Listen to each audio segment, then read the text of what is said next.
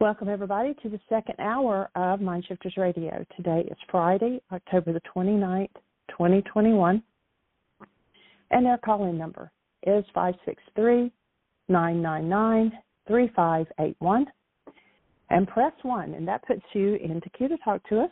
We'd love to hear your comments and questions because that makes this your show. And Michael's outside. I'm going to dial him in as host here and take him his phone. So give me just a second. All right. And I'll invite you to go to our website. Well, that didn't let me dial in, so I'm not sure what went on there. So I'll invite you to go to our website, which is whyagain.org. And click on the Start Here button, which is in the upper left corner, or go down, scroll down the page, and there's a bullseye. And as I always say, both of those will take you to the same place, and that's where you'll find all kinds of tools. And I'm going to carry this phone out to Michael, so hold just one moment.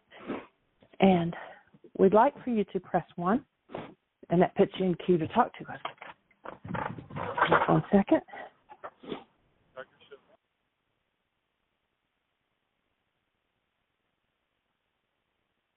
Well, my apologies. I am not finding him. The man has disappeared. So we'll give him just a moment to realize it's time, and he'll come our way.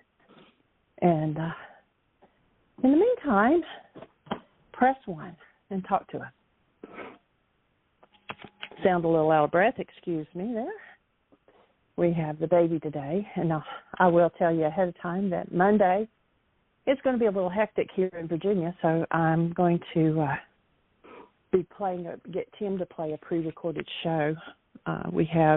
Dad actually has 2, possibly 3 different doctor's appointments Monday, and we have Aria. So I told Michael he could choose which baby he wanted to take care of for the day. And so I think he's going to keep Aria here, and I'm going to be taking Dad running around to all the different places, so hold the space. He lost another tooth last night, and that makes it challenging because he's 89, and they don't need to go to all the expensive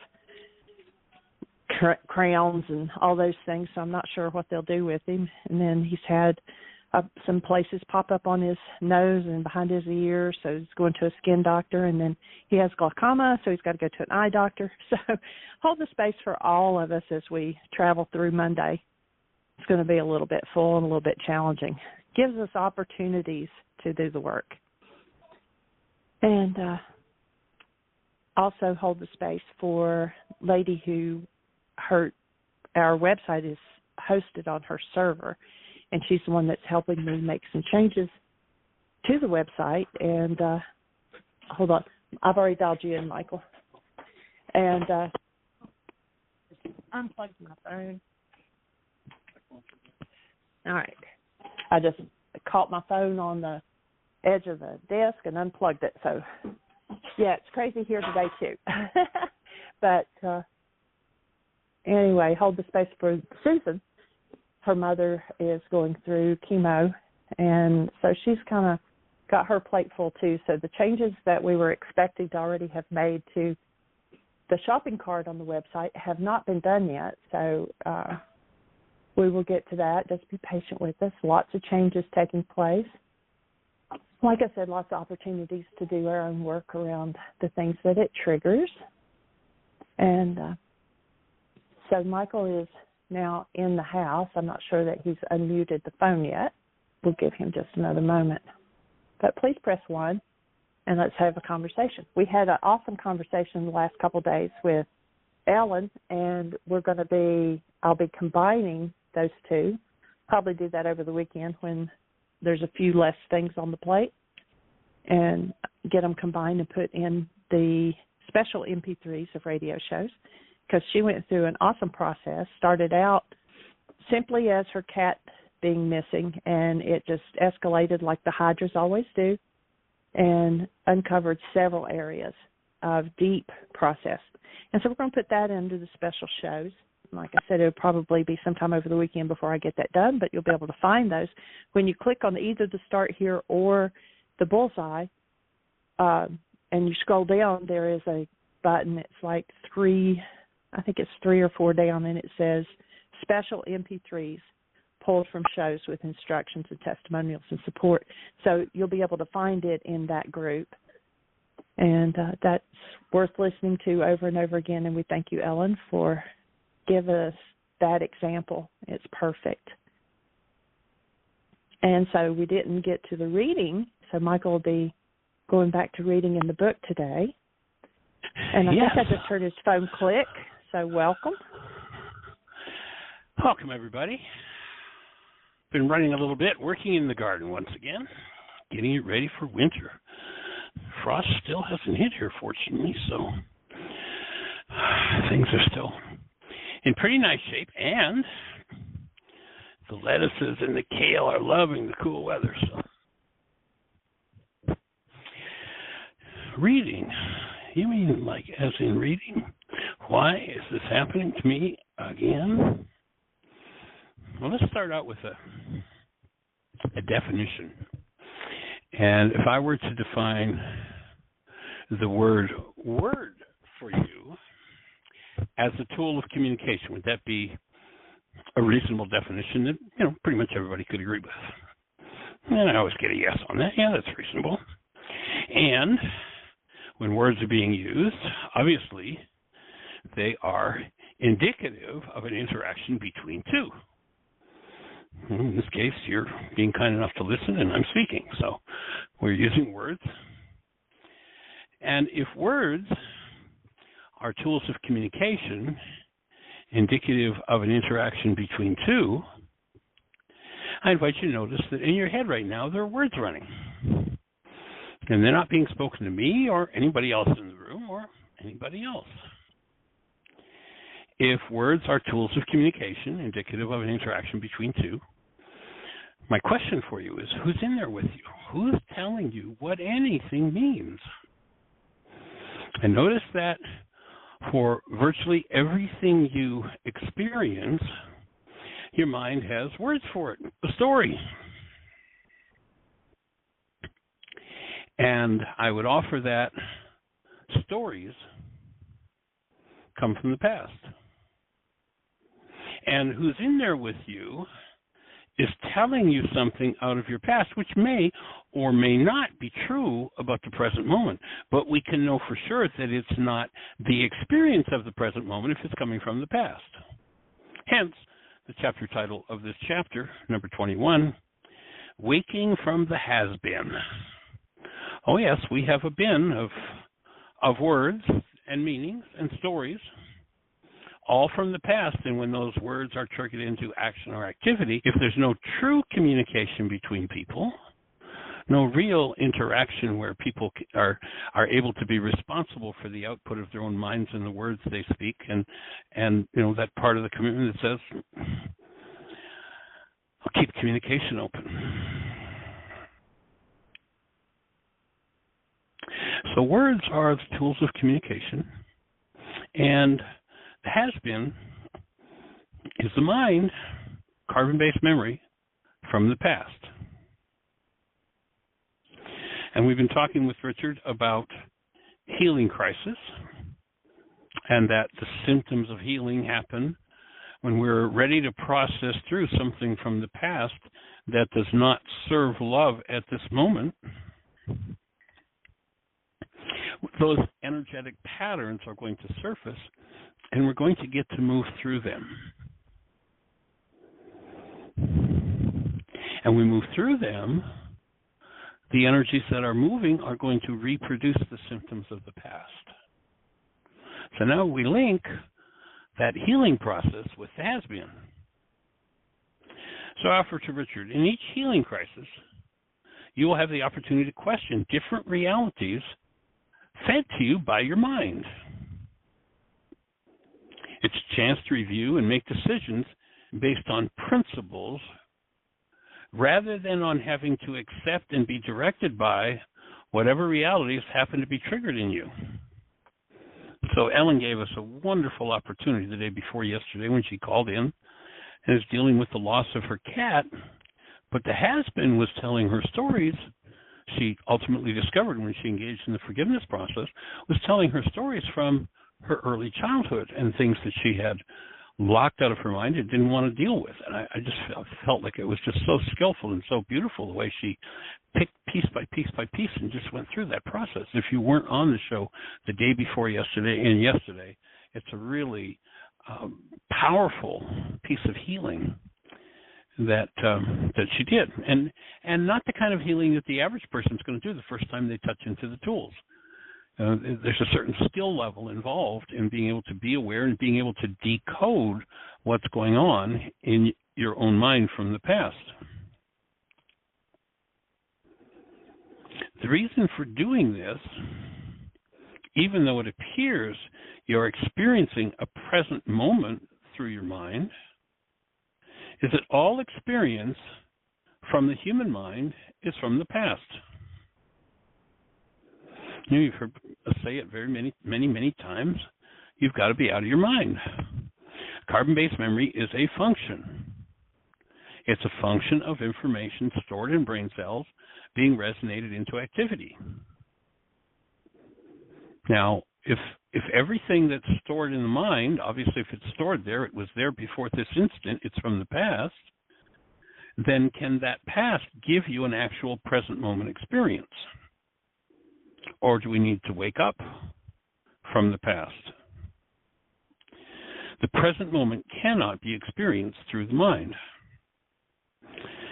I can't even relate to that, says Richard. How else can I experience life but through my mind? Obviously, what comes from my mind is the present. Richard appeared to be in resistance to a new idea again. Recall the analogy we used of the two-dimensional creature? She assured us that a basketball was a series of flat planes experienced over time, right? So you remember an example we used earlier. We have this two-dimensional creature that only has length and width, no depth, no height in her experience. And so when we pass a basketball through her space, she experiences the first edge of the basketball and each successive slice of the basketball until she experiences the last slice of the basketball. She doesn't experience the basketball as one singular object. She experiences it as a series of flat planes separated by time. You and I experience a basketball. There's no time involved. It's just a basketball. But if she experienced the first edge first and the last edge last, obviously she's just invented a thing called time. Maybe time isn't true. Maybe time is just something we made up for convenience. So how did we finally get her to see the basketball as it is? She had to question everything, including her own experience. It was not until she did that the possibility of a new experience opened to her. It is amazing how many people want to change but refuse to think or act differently. Oh, yeah, I want everything to be different, but let me play out my old power person dynamics over and over and over and over again. Don't make me look at them. Don't make me look. Don't force me to question. And by God, if you do, I will force you to shut up in a minute, in a New York minute. As opposed to, we're keeping communication open. How about if you were to look at this? Would that, well, no, that's not true. Then it's not true. But if it is, and you can't look at it, can you ever change what you say you want to change? And you'll notice that if you're in a why is this happening to me again experience, that your mind has always got a picture world that you can blame it on, because the mind is expert at massaging the things from the past to look like our brain's image of the person that's in front of us and think that our disease is caused by them. Until we recognize that the past is the past and there is no future in the past,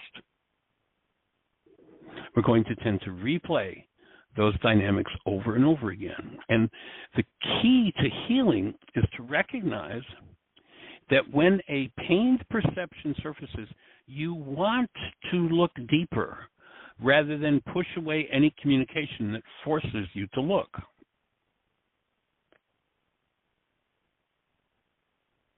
If your words to somebody are, don't say another word, what that really means is, don't make me look. I don't want to go there. But you say you want to change it. You want to change it, but you're not willing to go there. And to go there lovingly, gently, and respectfully, not out of your old habits of rage or fear or guilt or grief or, whatever. Oh, I can take a breath. Oh, you can actually talk to me about those things. I can actually open those parts of my mind and take a look. The ones that say I want to change, but I'm never going to look at because there's too much pain there. Well, there might be a healing crisis there.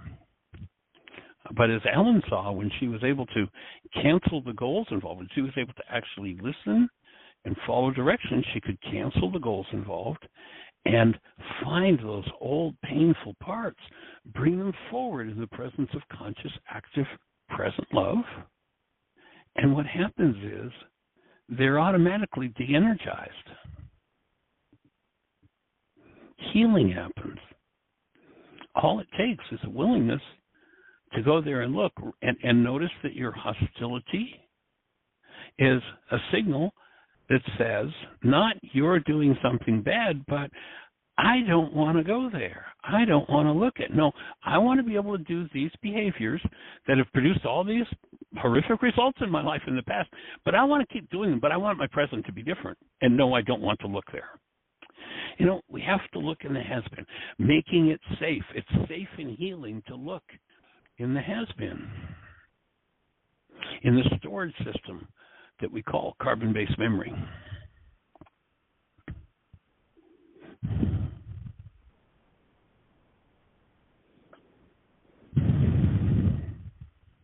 One of the ways of keeping things locked away out of awareness is by holding the breath. So if you ever notice yourself holding your breath, that's the time to stop and look and take a breath. And what will happen is the energy that the breath is holding down will start to move. And you'll get to start to move through it. And if love is present, you'll be processing it. Remember, our definition in this work of processing is the ability to hold love conscious, active, and present when something less than love surfaces, or have somebody in the space who can hold that space for us. So in that case, someone else can process us. When there's something I can't hold love present for in my mind, then another can hold to that space for me as that part of my mind opens and healing happens. It's a powerful place to be. And you've got to stop believing what's in the has-been. You've got to stop believing what the mind massages into. Looking like something else other than what it is.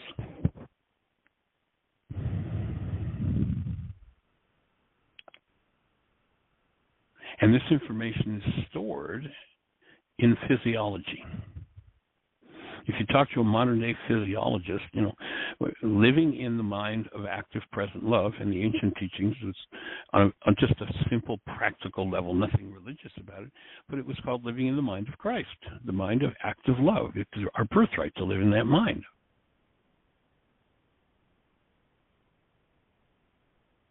And obviously, if there's something that's going to inhibit that or stop that, we would call that the Antichrist. Where is that stored? We have a dozen people in a room, and somebody comes in the room and does something that everybody agrees is terrible.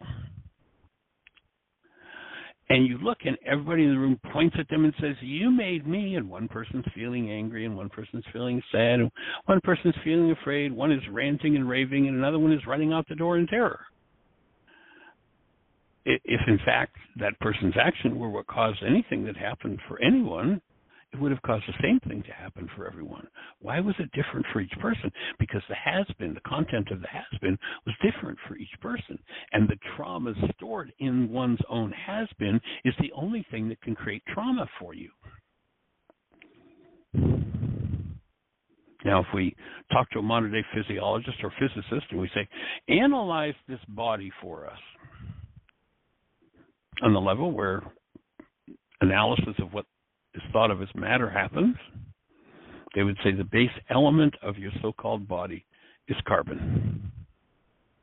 Now, if you look into the carbon atom, you find that there are 6 electrons, 6 protons, 6 neutrons. Does the number 666 sound familiar? Carbon-based memory, the has-been, is where the dynamics of the anti-love, the anti-Christ mind lives.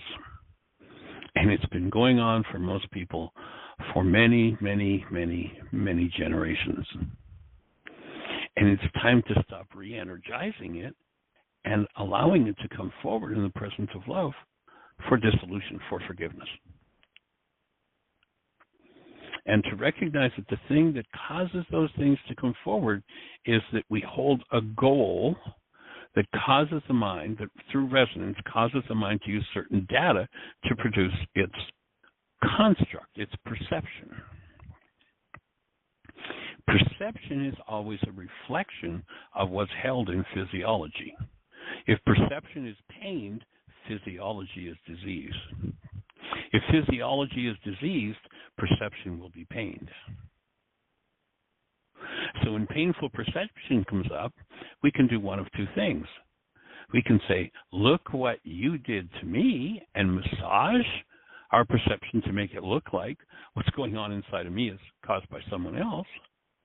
Or I can stop and recognize, oh, something painful is moving in me. What resonated into activity? I have a goal, and I always have control over the goal.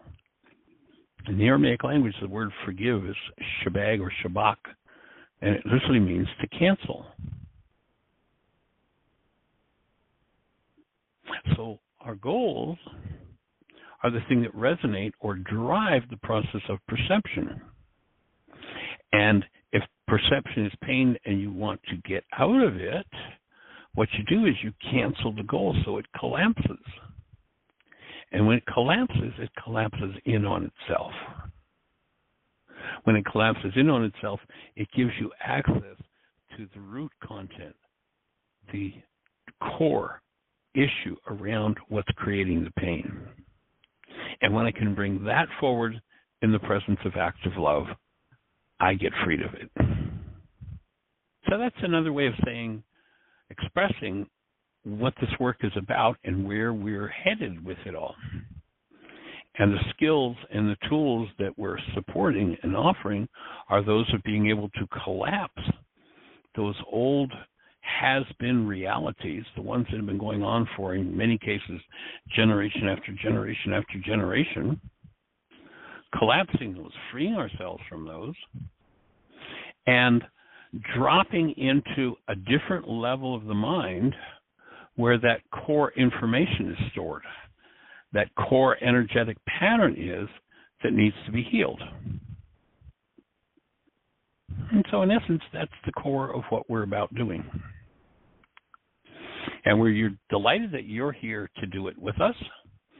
And if you're on one of those stations where we can't see you, our call-in number, if you have a question or a thought, you want to share something, ask for support, our call-in number is 563-999-3581. If you call that number, you'll be listening to the show on your phone. And then if you push 1, through the magic of technology, a hand will go up on the control panel, and Jeannie will introduce you by your area code. So if you're out there with a question or thought for us, push 1. Let's have a conversation. Ms. Jeannie, do we have anything happening in the chat room or anything happening in the phone queue? No, it is all quiet. Nobody has a hand up.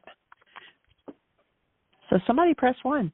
Let's have a conversation. We have 35 minutes. Hey, we've got lots of time for conversation, lots of time to cover whatever territory you want to cover. You know, anything is fair game in the whole process of these tools, from the communication, did you hear what I think I said tool, to the healing through relationship commitment tool, to the forgiveness process, purpose, personal power, and commitment. What arena do you need support in? How can we assist you and support you?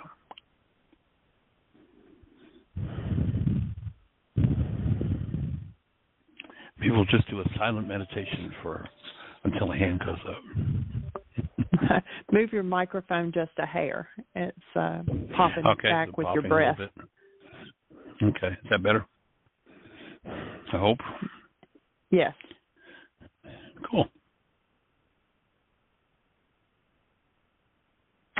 So when I share with people the idea that perception collapses and it gives us access to the hidden part of the mind, there's a visual that I use, and I use it because everybody's been impaled with it so many times that most people are pretty numb to it at this point. But at the same time, it demonstrates in a visual way a really powerful insight into how collapsing perception by canceling goals, which is the forgiveness process, works, what it does in the process of doing that. And we all kind of had burned into our brains back on 9/11, one or either of the two towers collapsing in on their own footprint. Free fall speed, these huge buildings drop straight down into their own footprint. Well, that's what happens with perception when you cancel a goal. That perception that has been filtered through all different kinds of parts of the minds, and usually, if I'm wanting to blame somebody else, I'm filtering it through my brain cells about them, and so the dynamic that I have going on internally filters through my brain's image of them, and my mind massages that information and builds a picture of them as the cause of my pain. But when I realize that I'm the one that's feeling my pain, then I realize, well, it can't possibly be them because the pain's inside of me. So how do I get to it? When I cancel the goal, the end result perceptual construct has been massaged to look like whatever it's been massaged to look like. It collapses in on its own footprint. So I can drop back into, and it always amazes me. I'm doing this forgiveness process for 4 decades with people and watching, and again, Ellen, I thank you for your willingness the other day. When Ellen canceled, the first goal, the second goal, just to watch where, that's what came up next. That's what it was at the root. That was in the footprint of that issue. And when we can take those hidden dynamics and bring them forward, when we're safe and we've got an open space within our mind, when our mind's not all busy with, I want this, I want that, I want that, I want that.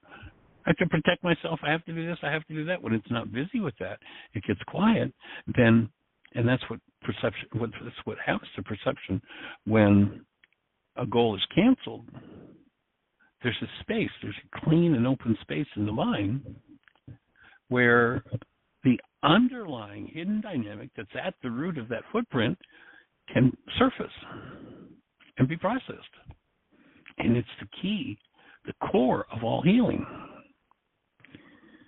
These dynamics are stored in physiology, and physiology doesn't heal until we're willing to deal with the dynamic that we're storing in physiology. We want to say, there's a physical disease, but, if you listen to Einstein, can there be such a thing as a physical disease if there's no physical? Einstein says this, on such things as matter, we've been all wrong. What we've heretofore called matter is energy whose vibrations have been so low as to be perceptible to the senses. There is no matter. If there is no matter, then there is no physical disease. There is what we call the physical expression of disease. There's what our minds create. But the dis-ease energy itself, if removed, leaves physiology back at perfection. As long as there's no distorted energy there, then physiology can move back into its natural, healthy state. It's the strongest inclination that this energy system has to always return to its original design. But of course, each of us has choice, and if we decide, I'd rather have a disease energy, and probably not many people would say I would rather have a disease energy, but they might say, I want to keep a little rage at hand so that if people get out of line, I've got a way to deal with them. Well, in essence, that's a statement that says, I want to hold on to a disease energy. So when that disease energy starts to move, perception, one view of the energetic dynamic, is pained, and physiology, the other end of it, the opposite view of it, shows some sort of a distortion or what we call dis-ease.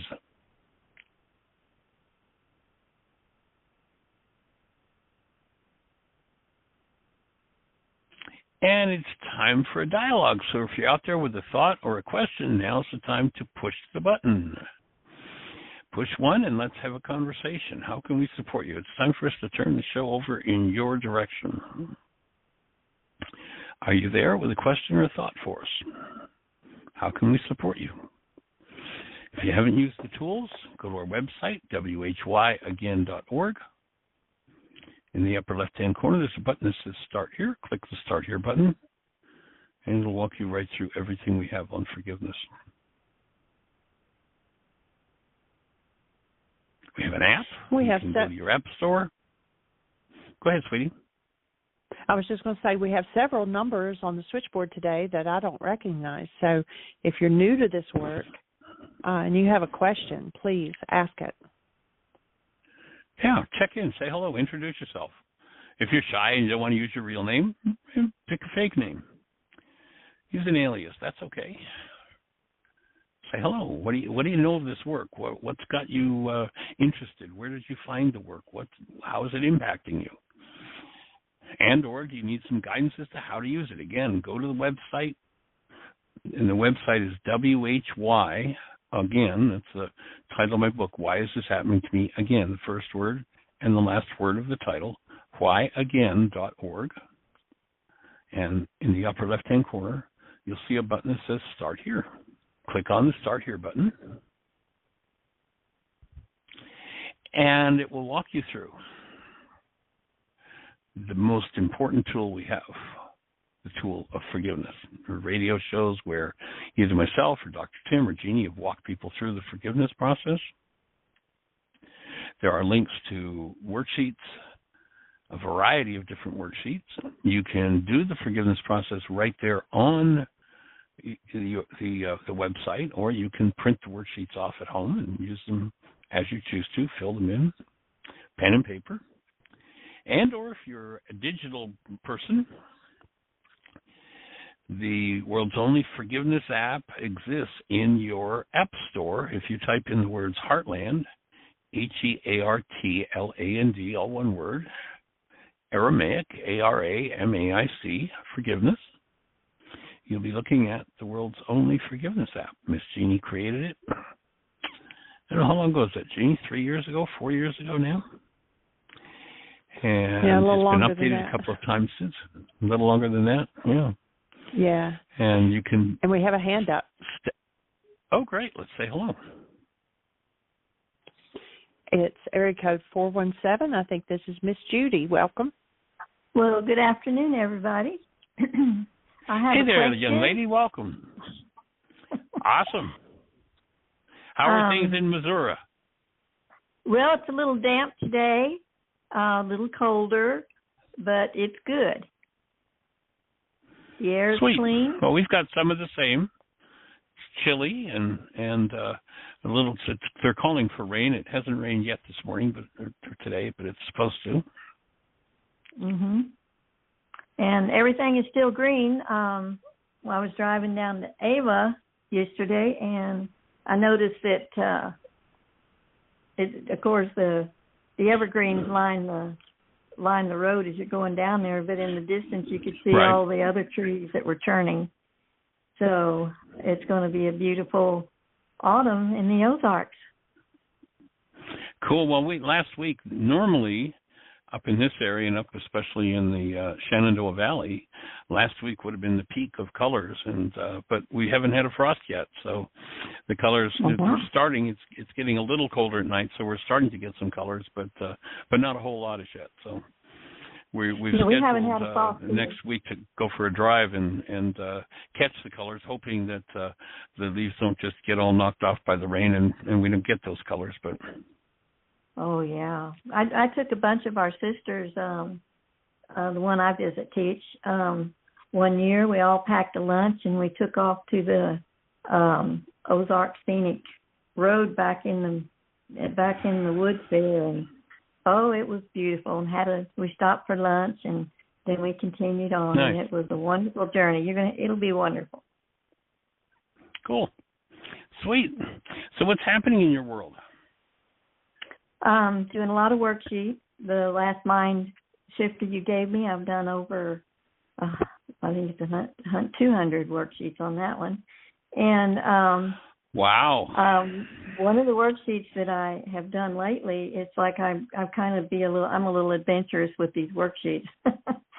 And I got to the part where I was asking Heavenly Father to restore me to His love, the pure love of God.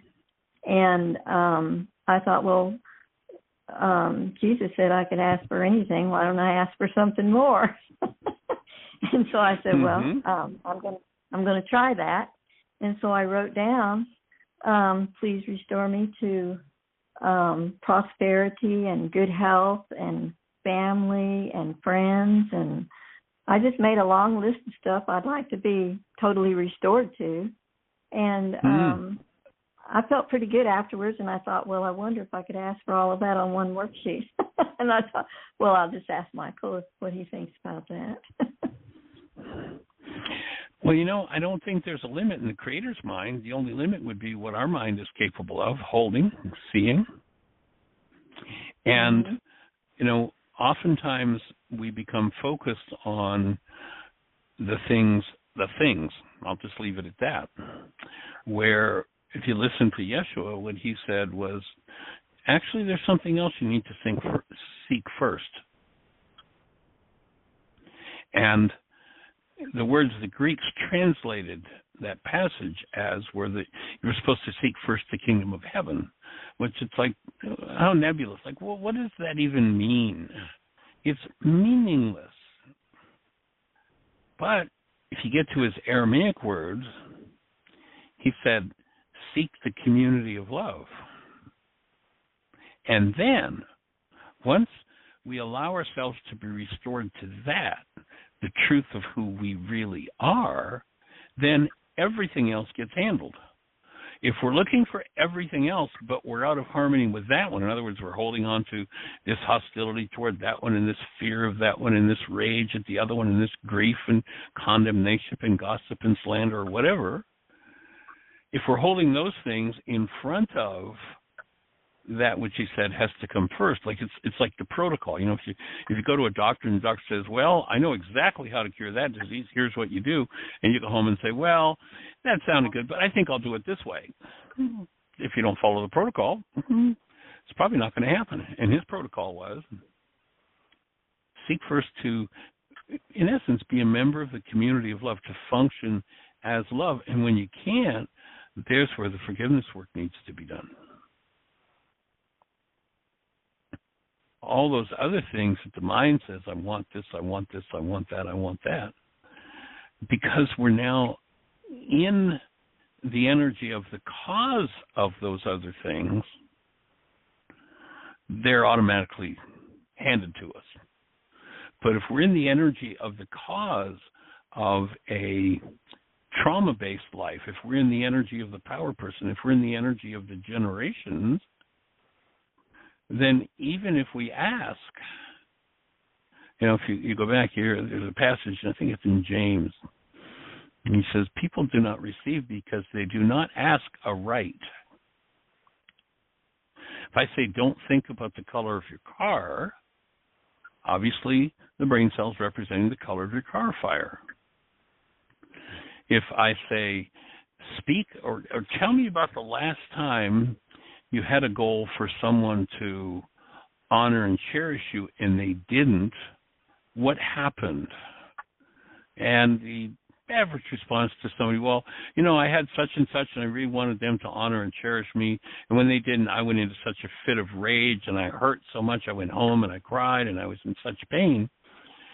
So what that tells me is in the file, so to speak, in the mind of the person who wants to be honored and cherished, if they weren't being honored and cherished, they were in pain and trauma, then in that part of the mind is pain and trauma. So because the mind operates by the law of resonance, if I say, send me someone to honor and cherish me, but what's in my mind, the file in my mind on being honored and cherished is pain and trauma, that energy passes through the pain and trauma, and what radiates out from me is, send me somebody to bring me pain and trauma. Until I go in and clean up my personal pain and trauma, my generational patterns, my asking for beauty and wonder will be overtaken by what my mind holds that goes against beauty and wonder.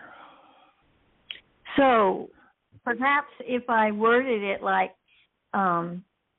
something to the effect of restoring me to thy love, and open my heart to be restored to through love. Mm-hmm. Check out the worksheet.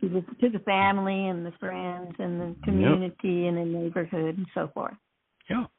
To open me so if up. You go right to the worksheet. It's to embrace them. Exactly. And then to stand in that space. Okay. So then towards the end of this, when I'm asking to be restored to the pure love of God, I have thought many times and even done it to restore us. Instead of just me, us, the situation, to the pure love of God. I'm with you. Okay. So I was just really curious about that because I've run across it. It's surfaced a couple of times, maybe 3 times on this asking, for what you need, because I don't ask for very much, but not in that realm anyway. But and I thought that if I ask, I'm asking. Right. And it sounds like you're moving into a new depth of comprehending what that really means. I hope so. That's a lot of work. Well, yeah, cleaning up the generations is some amount of work, no question. Michael, I had no idea when I started this work. I had no idea what I was getting into. But I hear you. With doing genealogy, I can see back through the generations and the patterns. And then now I'm seeing like 1, 2, 3 generations after me. These patterns are surfacing, and I'm working like not as hard as I should have been, but I'm diligently working on it now. And these patterns are still surfacing in like 3 generations later, and I'm like, oh, well, that one made it past. So we have one family that made it past it, and so they say it takes about 4 generations to weed it out. So I'm waiting for there's my children, my grandchildren, my great grandchildren. So it'll be my great great grandchildren to be able to move past all of that. And you set the pattern for the healing as you do it. You set the pattern in the genes that's going to support them in doing the healing work that it takes to be fully restored. Amen. There's that story of the man who the statue of David, supposedly one of the most beautiful pieces of art in history, is on display, and Michelangelo is there, the man who did that statue of David, and the man just looks at it, and he's just so enthralled with it. He turns to Michelangelo and says, "How did you do that?" And he said, "Well, I looked at the piece of granite, and I saw Michelangelo in there, and I removed everything that wasn't Michelangelo." You mean David? David, pardon me. Michelangelo saying everything that wasn't David. And so, that's how they removing everything that isn't Judy. Yeah. That isn't Michael. Yeah. And that's what they used for the holy vessels whenever they carved them out of the granite. and the rocks is that they take everything. It's a pure cut. It takes out everything that isn't pure, and whatever's left is pure, and that's what they drink out of. That in the movie The Chosen, it was talking about the vessels that Jesus had turned the water into wine, the vessels that he requested they pour the water in, and it was just like that. Pure vessels. Yes, pure vessels. Yeah. Well, thank you very much. I appreciate both of your inputs. I know, Jenny, do you have anything to say about that? I know she's really got a lot of work to. Yeah, I think that you and Michael covered it really well there. He tells us to ask and we'll receive, but then like Michael said, he says, seek ye first the kingdom, and all of that will be added to you. And so he's willing to give us anything and everything that we ask for. And so the only thing that's holding it back is us. They can't give if yeah. And someone can't give you a gift unless you're willing to receive. So true. Well, it certainly has been enlightening. I appreciate both of your inputs, and I appreciate you being here for everybody. I just love, whenever you all are talking and you're putting out the information and everything. Sometimes I feel like, I just can't disturb them. I got this question, but I'm going to wait. And even though there's no one calling into the show, we're all intently listening, I promise you.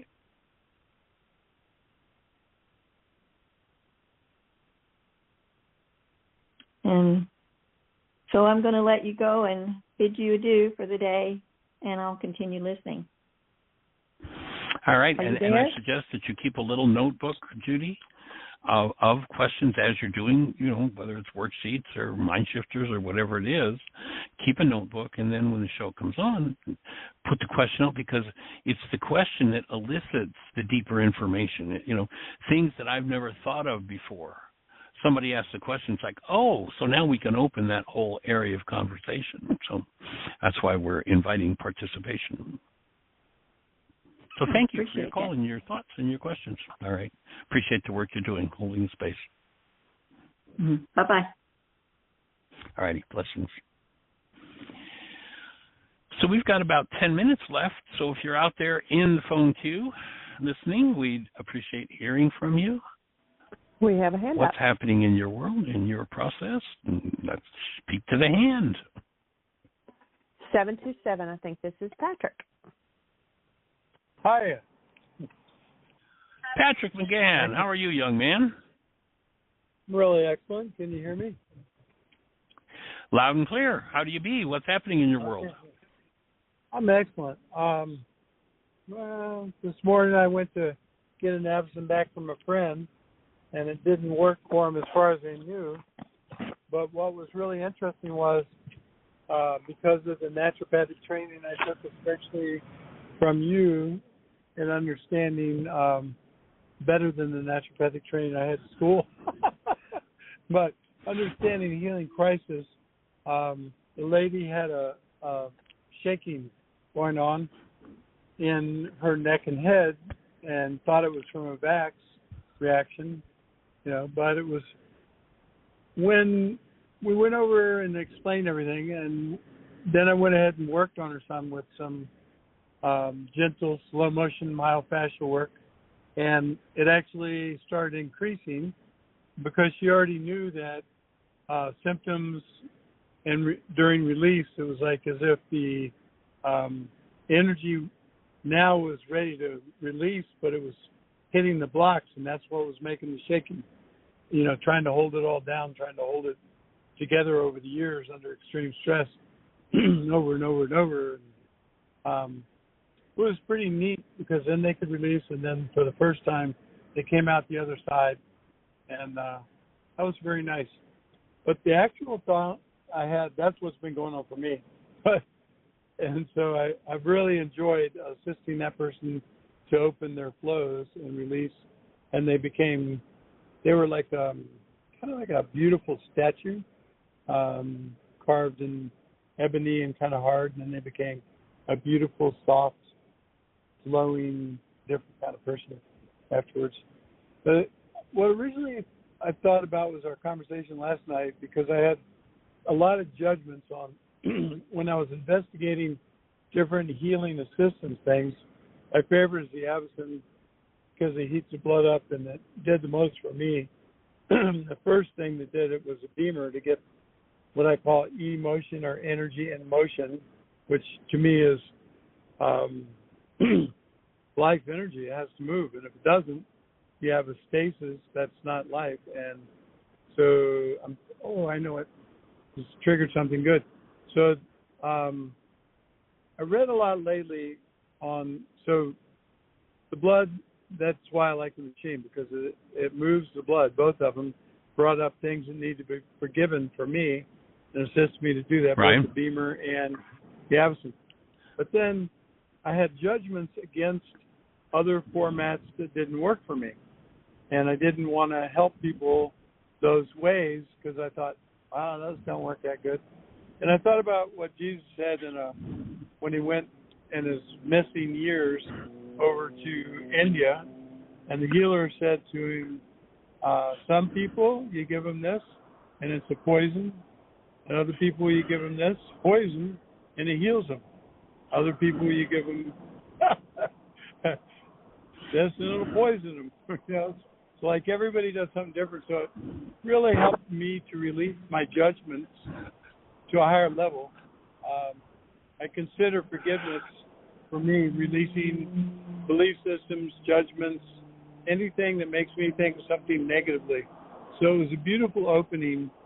Another level of forgiveness automatically happened. And that was really nice for me, especially last night, to let go of my judgments. And I think the thing that I also had judged that bothered me was that people, not everybody is feeling, some level of fear and et cetera, not just from the COVID times, but all the constant, use of fear and expanding it on different networks of communication, to where people are even in more fear, and which drives away from love, which is what we really are. And so to get back to it, I realized that anything, even if it didn't work, but the person believed in it and it took away their fear, brings them to love. So I'm very happy to know that. Yeah, that's it for me. That's all I have to say.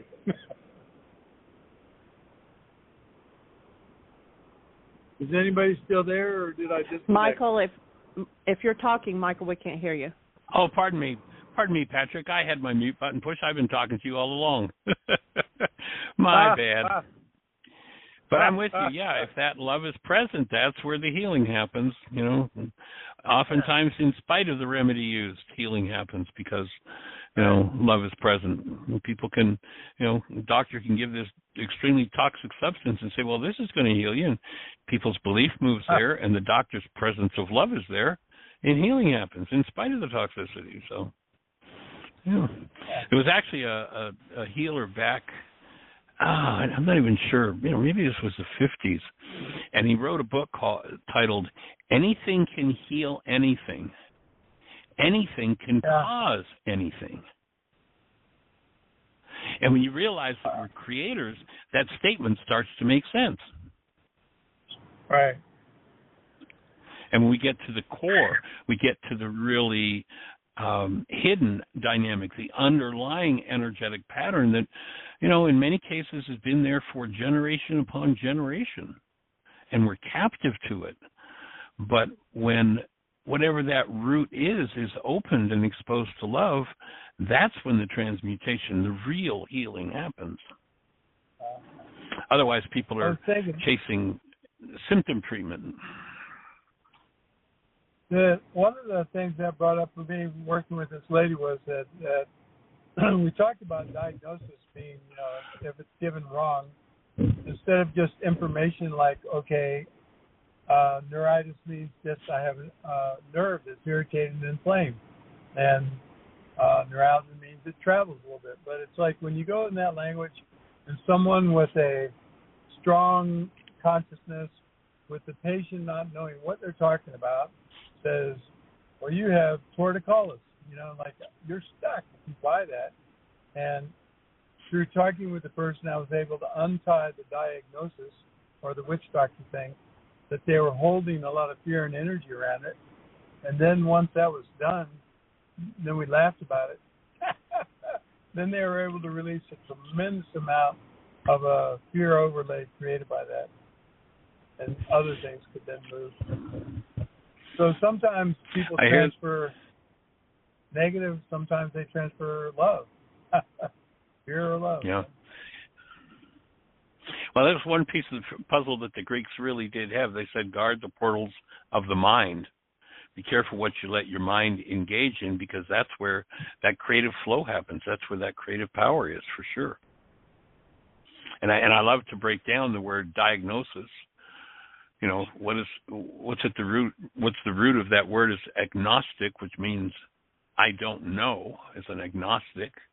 And a dyad is two. Diagnostic is two who don't know. And you can bet if you go to 20 different diagnosticians, you'll get at least 10 different diagnoses, 10 who don't know. But, well, we got to guess. And if you get people who make a good educated guess, you might make some breakthroughs and get some openings. But if you ultimately do the work of moving through your own, each of us moving through our own unconscious dynamics, that's where the most reliable, true healing happens. And it happens, as you say, from that active presence of love. Yeah. I like it. For sure. An interesting healing that happened to me.